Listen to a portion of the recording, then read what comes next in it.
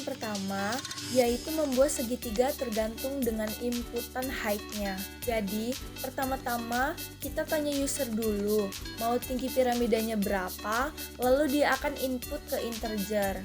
Lalu, kita looping buat bikin piramidanya. Kita pakai for i in range, ini bakal ngeloop sebanyak height kali.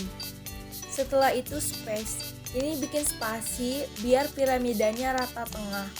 Kemudian star ini buat bintangnya makin ke bawah makin banyak. Lalu yang terakhir, kita print space dan starnya lalu dicetak. Kemudian ini contoh output kalau tingginya 5.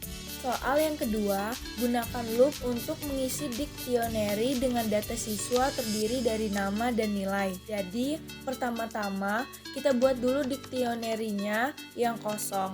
Jadi di sini tuh kita siapin tempat buat nyimpen data siswa. Lalu yang kedua, kita tanya user, masukkan jumlah siswanya. Kemudian kita looping pakai for i in range sesuai jumlah siswanya. Lalu kita minta nama dan nilainya.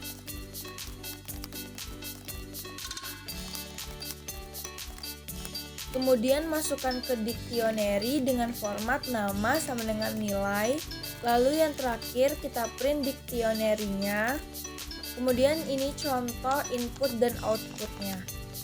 Soal yang terakhir, membuat sebuah file bernama me.txt menggunakan file input atau output. Yang pertama-tama, semua kode utama kita taruh ke dalam fungsi main-nya.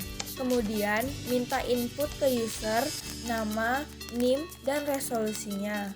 Lalu pakai with open untuk bikin filenya, setelah itu simpan data ke dalam format pakai file write.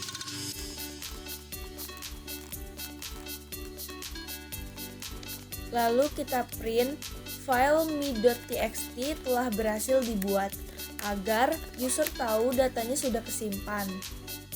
Kemudian yang terakhir kita eksekusi programnya dan masuk ke bagian if name main.